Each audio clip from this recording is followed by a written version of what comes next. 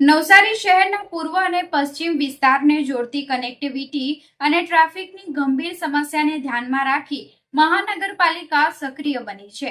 આ સમસ્યાના કાયમી અને હંગામી ઉકેલ માટે મેયર અને મ્યુનિસિપલ કમિશનરે વહેલી સવારે રેલવે ફાટક પાસે પહોંચી પરિસ્થિતિની સમીક્ષા કરી હતી।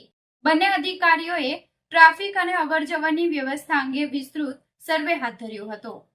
હાલમાં પૂર્વ અને પશ્ચિમ વિસ્તાર વચ્ચે અવરજવર માટે વાહન ચાલકો અને રાહદારીઓને પ્રકાશ ટોકીઝ ગરનાળાનો ઉપયોગ કરવો પડે છે।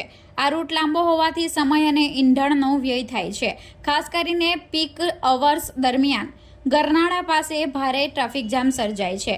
સર્વેમાં જાણવા મળ્યું કે લાંબા ચક્રાવાને ટાળવા માટે કેટલાક વાહન ચાલકો અને રાહદારીઓ બંધ રેલવે ફાટક પરથી જોખમી રીતે અવરજવર કરે છે। ટ્રેનની અવરજવર વચ્ચે ફાટક ક્રોસ કરવું અત્યંત જોખમી છે, જેના કારણે મોટી દુર્ઘટનાનો ભય રહે છે। મહાનગરપાલિકા જોખમ નિવારવા માટે પ્રતિબદ્ધ છે। પૂર્વ અને પશ્ચિમ વિસ્તારમાં અવરજવરની સમસ્યાના કારણે વડીલો અને સિનિયર સિટીઝન્સને ભારે હાલાકીનો સામનો કરવો પડી રહ્યો છે। હોસ્પિટલ, બેંક કે બજાર જેવા સ્થળોએ જવા માટે તેમને મુશ્કેલી પડતી હોવાની વ્યાપક ફરિયાદો ઉઠી હતી। આ સ્થિતિને ગંભીરતાને ધ્યાનમાં રાખીને નવસારી મહાનગરપાલિકા દ્વારા ત્વરિત એક્શન પ્લાન તૈયાર કરાયો છે। લાંબા ચક્રાવાની સમસ્યામાંથી મુક્તિ આપવા અને લોકોની સુવિધા માટે પૂર્વ પશ્ચિમ વિસ્તારમાં ટૂંક સમયમાં એક હંગામી બસ સ્ટેશન ઊભું કરવામાં આવશે, જેથી જાહેર પરિવહનોને લાભ સરળતાથી મળી રહે। આ ઉપરાંત રેલવે ફાટક વિસ્તારમાં રાહદારીઓ સુરક્ષિત રીતે ચાલીને ક્રોસ કરી શકે તે માટે નવો વોકવે બનાવવામાં આવશે। મહાનગરપાલિકા દ્વારા આ વોકવેનો પ્લાન સંપૂર્ણપણે તૈયાર કરી દેવામાં આવ્યો છે અને ટૂંક જ સમયમાં તેની કામગીરી શરૂ કરવામાં આવશે।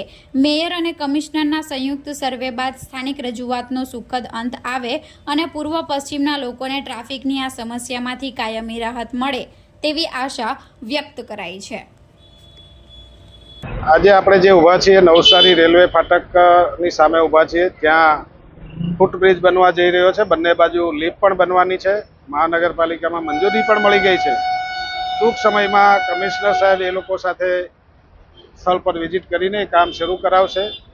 જ્યાં સુધી બ્રિજ નહીં બને ત્યાં સુધી સિનિયર સિટીઝનોને આવવા જવા માટે નવસારી મ્યુનિસિપલ કોર્પોરેશન દ્વારા એ વૃદ્ધ લોકોને લાવવા લઈ જવા માટે બંને બાજુ નાના ટેમ્પરરી બસ સ્ટેન્ડ બનાવીને એક વેનની વ્યવસ્થા રાખીને લોકોને આવવા જવાની વ્યવસ્થા કરી આપવામાં આવશે।